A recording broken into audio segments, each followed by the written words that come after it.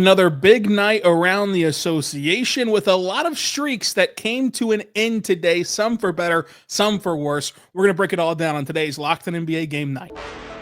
When that final buzzer rings, you know it's time for Locked On NBA Game Night. All the post-game reactions to every game across the league, every single night, with insights only the hosts at Locked On can provide. It's the true NBA fans' one stop for all the action. Every game, every night. It's Locked On NBA Game Night. Tipping off now. Let's get it going on Locked On NBA Game Night, where we're here to break down all the action from across the association on this Saturday night. I'm Rylan Stiles, host of Locked On Thunder. Joining me as always is Gavin Schall, host of Locked On Knicks. Gavin, we had a very interesting night that all kind of led to the crescendo in Boston between the Lakers and the Celtics. But overall, it was a fun night of hoops.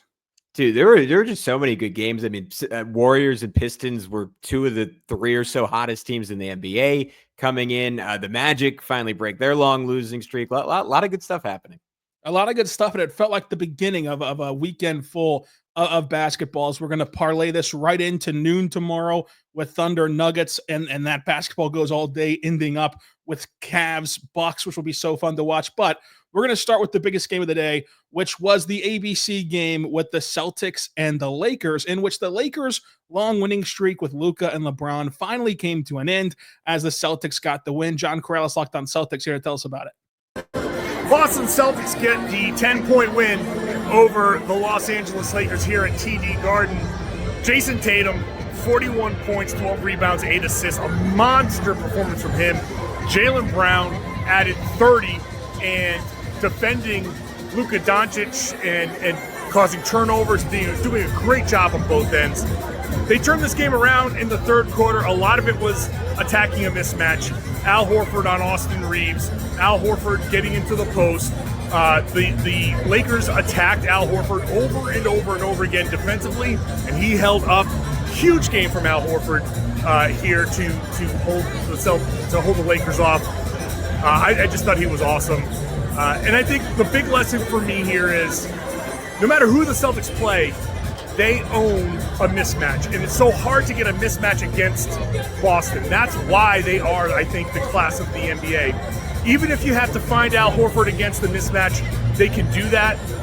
Obviously, attacking Luka Doncic like they did in the finals, very similar to what they did against Dallas. The Celtics just picked at these mismatches, found the weaknesses, built the lead up to 22 points, and held on. Just a fantastic performance by the Celtics here. The Celtics did get a big win. I agree with John that Boston is still the class of the NBA, despite not being the number one seed out east. But it was Tatum and Brown. Tatum went for 40. Brown went for 31. And I thought that the Celtics defense overall was really impressive, holding LA to 101. Of course, LeBron played just 34 minutes, left with a groin injury. But their defense on Luka really just playing him straight up in a way of obviously he demands a lot of attention, but letting him play one-on-one at times. And to the Celtics' credit, no one else really got hot. It was Luka's 34 points that really pioneered this Laker offense. So I thought offensively, defensively, as John said, this was a really good game from Boston. Yeah, it was. I had the exact same takeaway. Also, do we have the rights to the background music at TD Garden? I don't know. We're gonna have to check with our Locked On lawyers for that. But incredibly impressive win for the Celtics. It was very reminiscent to a lot of the awful Knicks Celtics games I've watched this year, which is the greatest compliment I can give to Boston. But look, I've been saying the same thing. John just reiterated all season long. There is no weak point offensively for the Boston Celtics. There's no weak point defensively against the Boston Celtics, and they will find your weak points and attack them violently until they break you. And to me, the defensive pressure and the message the Celtics were trying to send is what's gonna stick with me after this one, because Boston this year, they might not have the night-to-night consistency they had last year. They might not at times have the night-to-night dominance that they had last year, but what they have is the ability to amp it up for big games. Again, we've seen it against the Knicks where they've gone out of their way to embarrass the Knicks. We've seen it a good chunk of the time against the Cavs, particularly when they've been healthy in those matchups. And we see it tonight against the red-hot Lakers team that was playing some of the best defense in the NBA, was beating everyone since Luka's returned to the lineup. and the Celtics with their ball pressure, like over and over again, getting out in transition, Jaylen Brown poking it away from Luka, setting up Al Horford for a layup, Jason Tatum getting a knock away and running out for a dunk.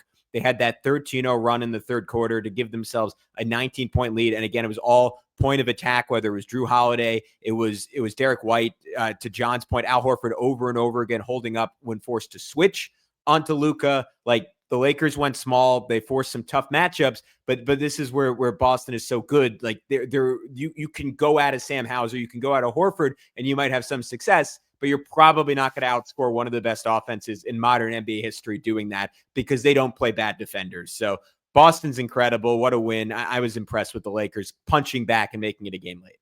Yeah, and to John's point, despite the records, no disrespect to the Thunder, to the Cavs, but it's why I still view Boston as the favorites, because at the end of the day in the playoffs, it's all about matchups. It's all about finding mismatches, and Boston can do that and exploit others' mismatches and create their own advantages throughout games as well. But from one streak ending with the Lakers finally getting a loss here after a red-hot stretch, the Warriors extended their winning streak to 4 games with a thrilling 115-110 win over the Pistons. And Gavin, this is a battle between two of my favorite teams to watch. I've been enjoying watching the Warriors, especially since the Jimmy Butler trade, obviously. And then the Pistons have been the story of the season for me, and the team I love looking at. Cade Cunningham tonight goes for 31 points on 58% shooting. That's just this budding young star. So ultimately, it was a really fun game. Obviously, somebody had to win it, and it was Golden State down in the Chase Center. What'd you make of this game? I wanted to say real quick to wrap up Boston, LA, just because he gets a lot of disrespect. 40, 12, and 18 for Jason Tatum in that one. Like, big shots to end the first half, to end the third quarter, the dagger 3 to put them up by 10 at the end of the fourth. Just because the guy takes a lot of crap for his lack of aura, like maybe not top 4, maybe not as good as Shea and Jokic. Bonafide superstar Jason Tatum proves it again in another big game. Always seems to show up outside of the 2023 finals. Tip of the cap to Jason Tatum. But as we move on, this was my personal game of the night. This was the one that I enjoyed the most. And I thought it was a great showing from the Pistons. Like, I mean, look, they had an 8-game winning streak that was capped with a 20-point win over the Celtics. So I don't know if they needed this stamp of validation, but against a completely locked-in Warriors team going hard, they gave them everything they could handle. They were up by 1 on a coast-to-coast layup from Cade Cunningham, 108-107, with 47 seconds to go. Had every chance to win this game. You could argue it's fluky that they didn't. It took a Draymond Green wing 3. How often do we hear that? A Draymond Green 3 is what wins it for the Warriors down the stretch. But gutty effort from the Pistons. Were able to hold their own early fourth quarter. They went the first 5 minutes without Cade Cunningham, and Cade checks back in, and Detroit still had a 1-point lead. Shout out to Tobias Harris, laughing stock in Philly the last few years, rebuilding his reputation. He's had a really solid year for Detroit. But again, Rylan, we haven't gotten to talk the last few weeks, but I've been saying in other Locked On NBA pods, the Warriors are just a completely different team with Jimmy Butler. He's just made every single guy on that roster better by pushing them down a slot in terms of importance, and allows everyone to do what they do best. Like, they can finally insulate Buddy Hield and just throw these all defense lineups around him and say, Buddy, don't even worry about defense. Do what you do best. We have Jimmy, we have Draymond, we have Moses Moody around you. And I thought Draymond was exceptional defensively the whole fourth quarter. No shock there. He was just kind of playing free safety, guarding off Beef Stew, got a steal that way.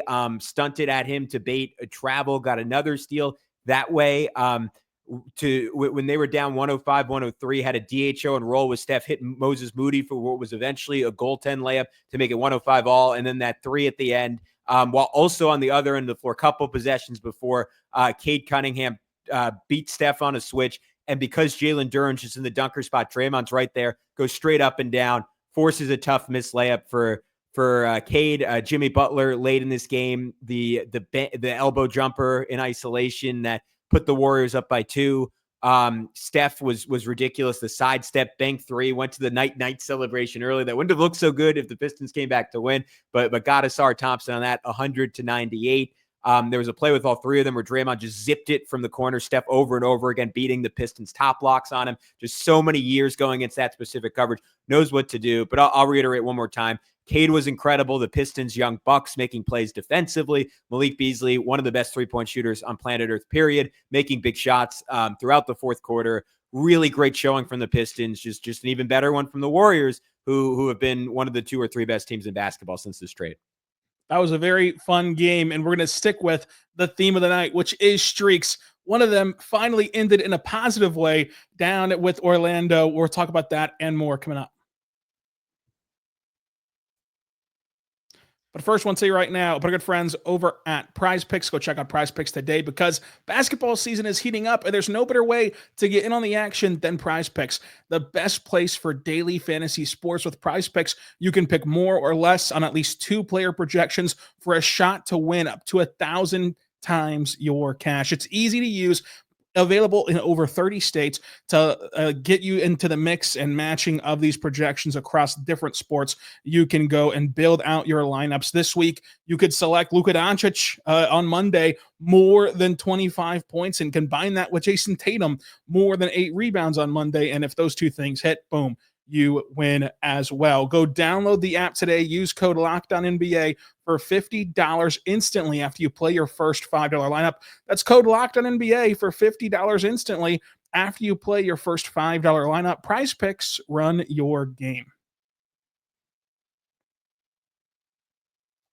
We're back on the Locked On NBA Game Night podcast, talking the association on Saturday night. I'm Rylan Stiles, host of Locked On Thunder. That's Gavin Schall, host of Locked On Knicks. Gavin, when you look at this slate, it's been about streaks. The Lakers winning streak had to end. The Warriors extended theirs. And thankfully in Orlando, the Magic ended their losing streak. Let's go out to Philip Rossman-Reich of Locked On Magic to talk about it all. This is Philip Rossman-Reich, the host of Locked On Magic, as the Orlando Magic snap their 5-game losing streak and defeat the Milwaukee Bucks 111-109. The big takeaway in this game is the Orlando Magic finally get over the hump. They led for most of this game, really led since 2-0 in the game, and made some shots, which helps with confidence. But really, this was about how the Magic responded at every turn. In this losing streak, in this losing stretch, the Magic have taken some heavy punches and lost confidence. They've had to kind of gut and find their way to get wins, and they haven't come easy. No one has handed them anything. They've had to go out there and take it. They needed to go out and take this one, and even though they kind of tried to give it away late, they were able to get that win, and hopefully that means they're able to get over the hump and start to stack up wins again and get back into the race for the 7th seed and the Southeast Division title. Paolo Banchero and Franz Wagner had big shots, but Cole Anthony was one of the big stars of the night, able to give the Magic that secondary scoring, that 3-point shooting threat that they so desperately need. It is just one game. It doesn't mean that they're all the way back yet, but some signs of life, some necessary relief, and a big win nonetheless. It was a big win for Orlando. Anytime you can snap that long of losing streak, obviously it feels good. But this was a Bucks team that had Giannis going, had Dame going, and Orlando had to protect the 17-point lead that, as Philip said, got dicey. But ultimately, just one lead change, one tie, and the Magic were able to shoot 51% from the floor, 37% from 3, which by their standards is an incredible shooting night for the Orlando Magic. I thought Paolo was awesome. 29 points, 56% shooting from the floor, 4 for 7 from 3, 6 rebounds, 2 assists, and a steal. This is a guy who has gotten some heat since returning back from injury, so it was good to see him get going. Giannis continues his dominating season, which if it weren't for Jokic and Shea, he would be in the thick of this MVP race. We've somehow made it into a 2-man race, which will probably decide Sunday. But Giannis had 37 points, 11 rebounds, 4 assists, and a steal, as well as Dame going for 26 points. I did think that this win, like I get it, it's one of 82 in a way, but I did think that this win means something more for the Magic because, as Philip said, they've been taking these shots after shots, and for a younger team like this, that can easily spiral in a negative way. And to prove to yourself you can not only stop the winning streak, but it's not like you beat the Jazz. You beat the Milwaukee Bucks, who had a good game and played their guys, and so I think that it is big for Orlando to get this win. Yeah, shout out to Philip. I love the Chris Collinsworth slide into that recap. But they lost their last 3 games by a combined 5 points. And I feel like Magic fans, I'm sorry for the disrespect, they've been under discussed in the season from hell conversation, right? Everyone focuses on Philly. You don't want to focus on Philly. You want to go west. You focus on the Suns. Like, it has been a rough go of things for the Magic, right? You lose Paolo right away for 30 games after he drops like 50 in the third game of the season. You lose Franz for a large chunk of time. Jalen Suggs now out for the season. Like, we'll never know what this year would have been for Orlando. Probably not the Eastern Conference Finals ceiling, even as of 3 weeks ago or 4 weeks ago, I was still putting on their shoulders, but could have been a pretty good year with those guys, even though they clearly need shooting. And to your point on Paolo, everyone throwing out the net rating stats with him and how they're consistently worse with him on the court, consistently worse with Franz on the court. I hear that. I want to note he is still very young. I think we were having similar discourses, not in terms of net rating, but just in terms of the lack of efficiency and contribution to winning about Cade Cunningham a year ago. He gets some shooting around him, Rylan, and lo and behold, looks like a completely different basketball player. I think some of that same implication could be provided to Paolo, but it wasn't just tonight for him. He has been playing better. Last 6 games now, 36-5. 53% from the field. I think the most encouraging part of this, 38% on 6 threes per game. If he can stay anywhere close to that, he is going to be a long time All-Star in this league. 79% from the foul line. Hit a big turnaround jumper to make it 109-103 with 90 seconds to go after the Magic had blown a 95-80 lead. Before that, I love this play from Franz Wagner with 2:41 left in the game. Dame blitzes him on a pick and roll, just very casually cooks him on a quick between the legs move, draws help all the way out to the elbow from KPJ, slings a pass to the wing to Cole Anthony, who hits the three. It is the one benefit of not having Suggs. It forces them to play Cole Anthony, who is not in the same universe as Suggs as a player, but is a much better shooter. Probably it's slightly better, if not similar scorer overall. Magic fans might disagree with that. If so, I'm sorry. He's definitely a better shooter than Jalen Suggs. And I think he's opened up some stuff for them and some good fight from a Milwaukee team that's been playing great ball, right? 7-3 in their last 10. This ended a 4-game winning streak for them. The 3 new deadline contributions all playing well. Giannis was a monster down the stretch. Dame hit a big sidestep 3 to make it 109-106. Had a 3 to potentially win it that didn't go down, but fun game. Congrats to Orlando for winning. It was a very fun game, and we go to Indiana. Pacers, Locked On Pacers host Tony East to discuss the Pacers falling to the Hawks. After the game, they were effing here with Locked On Pacers on the floor in State Farm Arena. The Pacers lose to the Hawks 121-18. Another tight loss. Pacers 2-game stint here in Atlanta. Fourth quarter leads in both games, and they couldn't close out either one. This one tough because their first quarter, they're down 20 after one quarter. 99-81, they win the rest of the way, but that start just sunk them. They were dreadful on both ends in those first 12 minutes of the game. They lost T.J. McConnell due to injury.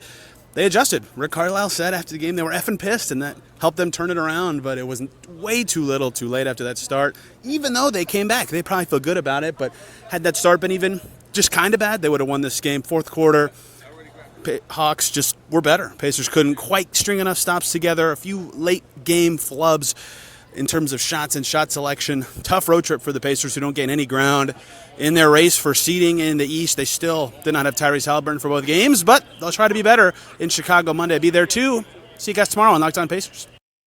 You know, the takeaways I had from this game, and then I'm going to year the floor here, is that Tony is exactly right.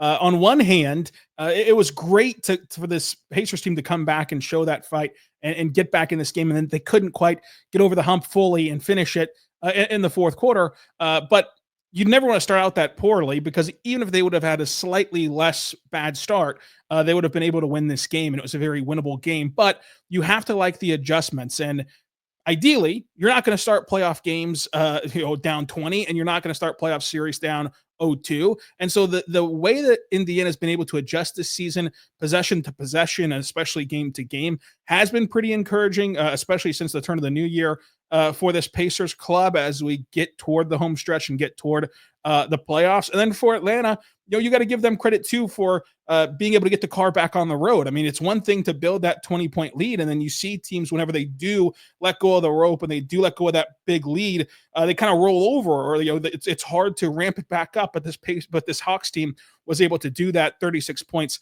from Trae Young to go along with 8 assists and 4 rebounds. So I thought ultimately really good basketball game where even though the Pacers lost, they still have something to take with them to feel good about heading into their next game. Yeah, I want to talk to Tony about if that's a trend with Indiana, because I feel like every Saturday we've had them, he's opened this now as being like, yeah, we were down by 20 in 2-point game. I remember because we had that Clippers game where they were down 20 and they came back dominant fourth quarter and won it. But Indiana on the whole, like, I'm not too worried about them. They've been playing really good basketball their last 10 games, 10th in the NBA net rating, 6th in offense. The defense is hovering around average at 16th, which again, by their standards is good. Certainly getting Siakam and having Turner back healthy has shored things up. No Halliburton these last 2 games. You lose TJ McConnell. Some big shot making down the stretch from Andrew Nembhard. Hit a step back jumper, then a burst for a layup with 50 seconds left to give them a chance. Could have tied it with 16 seconds left. Miles Turner just goes 1 for 2 at the foul line. And then for the Hawks, they've now won 2 in a row. Weird team since the getting off of DeAndre Hunter trade. 10th in offense, 27th in defense. They'd been having a counterintuitive year relative to Hawks teams past, where the defense was better than you thought. Thanks Dyson Daniels, Onyeka Okongwu, Rishache, of course. And the offense was not as good as it was in years past. Now they're kind of getting back to classic Trae Young ball, leaning more into offense. I thought Trae was super impressive down the stretch. What I always look for with him is just like his ability to manipulate either double or single coverage. Like, I was 6 minutes left in the game, just beat, I can't remember who's guarding him, but beat his man before the double could come, and just having that recognition, I need to attack quickly before 2 are on me. And then later in the game, does like a pitch DHO with Okongwu. Okongwu rolls, and Trae just so smart about how he strings 2 along and keeps 2 on the ball, right? Immediately, hard dribble to his left, jump stop, 2 on him. And you see, I think it was Siakam trying to recover, and he just does this quick step through, slings a pass to Okongwu, made it 117, 113 with a minute to go, and that obviously was enough to hold on. Quick shout out to Karis LeVert, who had maybe his best game as a Hawk, 26 points on 10 of 17 shooting, 4 of 7 from 3. He's been really good of late, 20-plus points in 4 of their last 5. But, Rylan, I want to pivot over to Bulls Heat. Big night for your former guy, Josh Giddey, 26, 12, and 10. The Oklahoma City Thunder point guards know how to get their triple doubles. It was a game that Chicago was down by 17 and was able to fight their way back. Incredible stat from ESPN. It was the 16th loss of the year for Miami in a game they led by double digits. Kobe White gives Chicago the lead for good on a 3-point play with 90 seconds to go. What did you make of this one? Yeah, these 2 teams, I think that we know who they are, and I think that they're both going to be teams who are going to be in the play-in tournament and ultimately probably lose the play-in tournament and not even make the playoffs. And if they do make the playoffs, they're going to be out in short order. So you're less even worried about the ultimate wins and losses versus situations like Josh Giddey, who they took a chance on, trading Alex Caruso to the Thunder in a 1-for-1 swap. And Josh Giddey's been awesome for the Bulls. Overall on the season, he's shooting 36% from 3 on 4 attempts a game. Both of those, are career highs for Josh Giddey. And if that's not good enough for you, you look at what he's done recently, where in the month of February, he shot 53% from 3 in 11 games that month. He's completely revolutionized his game, but really it's been a revolutionary of his game, partly due to his development, but also partly due to just the functionality of his role, where with the Thunder, he never got to play a role that was very conducive to him. And Billy Donovan deserves a lot of credit for figuring out how to make this, guard rotation work, because it's not as though Kobe White is suffering in any way as a guy who also needs the ball in his hands, but Josh Giddey is being able to play, a more on-ball role than he was in Oklahoma City to then maximize his skill sets as well. I really like the way he's gotten downhill this season as well. So I think that Josh Giddey has done a 180 of his perception as a player, and you're heading into a summer where, he's in line for a contract extension. It makes the conversation a little bit more difficult, I think, in Chicago of what exactly is the right price point. But it's been a win for the Bulls in the sense of getting this level of production from a 22-year-old who you still believe, now that he's in a more comfortable position, a more comfortable role, the developmental process from here gets easier, because now you're just working on things that you're able to maximize in a more comfortable role. I think that he's been a leader in these wins recently, especially tonight, 114-109 over the Miami Heat. So it's a fun storyline to follow for Chicago, for an otherwise, ho-hum team, so to say, given that we know what their ultimate ceiling is. But coming up, it's time for our weekly edition of Buy or Sell. But first, I want to say right now about our good friends over at FanDuel. Go check out FanDuel today, because when the game tips off, the NBA action is just getting started. There's no better place to get on the action than FanDuel, America's #1 sports book. With FanDuel, you can place live bets throughout the game, or even if you miss opening tip-off, you can bet during the game on a fourth quarter comeback. You can stay in on the action. And if you're looking for a bigger payout, guess what? You can combine live bets into the same game parlay and get bigger payouts that way. Right now, new FanDuel customers can get $150 in bonus bets if your first $5 bet hits. That's FanDuel.com to join today, and you get $150 in bonus bets if your first $5 bet hits. Perhaps you're going to be watching the ABC game tonight, or this afternoon rather, in OKC with the Thunder against Denver. The Thunder are 7-point favorites against Denver. Go check it out today at FanDuel.com. We're back on the Locked On NBA Game Night podcast, recapping all that there is around the association. I'm Rylan Stiles, host of Locked On Thunder. That's Gavin Schall, host of Locked On Knicks. Gavin, I love playing buy or sell, and we're going to do that to recap these final few games here, including the first one with the Brooklyn Nets losing to the Charlotte Hornets 105-102. Is the play-in picture in terms of the top 10 teams out east, is it just solidified? Like, are the hopes of the Nets cruising into the play-in tournament dead? We already know what direction Philadelphia is taken. Is that kind of pipe dream over with? I would say so. And first of all, I would characterize it as a pipe nightmare for the Brooklyn Nets to get into the play-in tournament. You flukily win 2 games. All of a sudden, bye-bye Cooper Flag. That's definitely not happening. Already, I would say the Nets did too good on their coaching hire. Sean Marks is too good finding players on the margins. And, as a Knicks fan, I really mean it when I say all that about the Nets, because I don't typically say a lot of nice stuff about the Nets. But yeah, I think they're pretty much done. 4.5 games out, thanks to the Bulls win. Again, extremely well-coached team, play their butts off every single night. They also, this is the factor that really drives it home to me, according to Tankathon, they have the 12th hardest remaining schedule in the NBA. The Bulls have the 22nd hardest remaining schedule in the NBA, and they would be insane to want to make the play-in if they have to sit Zaire Williams. Again, or Day'Ron Sharpe, things I never thought I'd say, everybody, but to make it happen, they will do it. I don't really see them making the play-in. This whole season of buy or sell, I've never agreed more with any of your arguments. I think the same way you do. Now, this next buy or sell, we could disagree on, which has been rare to disagree in this buy or sell edition. But buy or sell, the Houston Rockets, who got a 146-117 win over the New Orleans Pelicans, are going to win a playoff series. You are just baiting people who say we both hate the Rockets, and that is the vast majority of our comments. And I welcome you going to the notion that any interaction is good interaction, even if it's hateful interaction. And I am going to lean no, because I frankly would not favor them against the Thunder, the Nuggets, the Lakers, the Warriors, or the Wolves.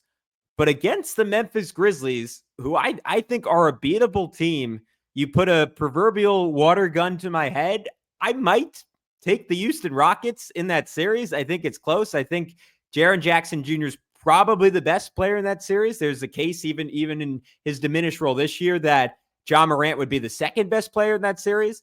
But I think Houston is tough enough, and Memphis is not been playing super well, 3-7 in their last 10, just fragile enough that the Rockets could win that. I am ultimately going to lean no, because there's still a decent enough chance that they either move up or move down, or the Warriors pass them and they end up playing someone else. So I will lean no, with the caveat that if things stay as they are, I think that would be a true toss-up of the series against the Grizzlies. But what do you think?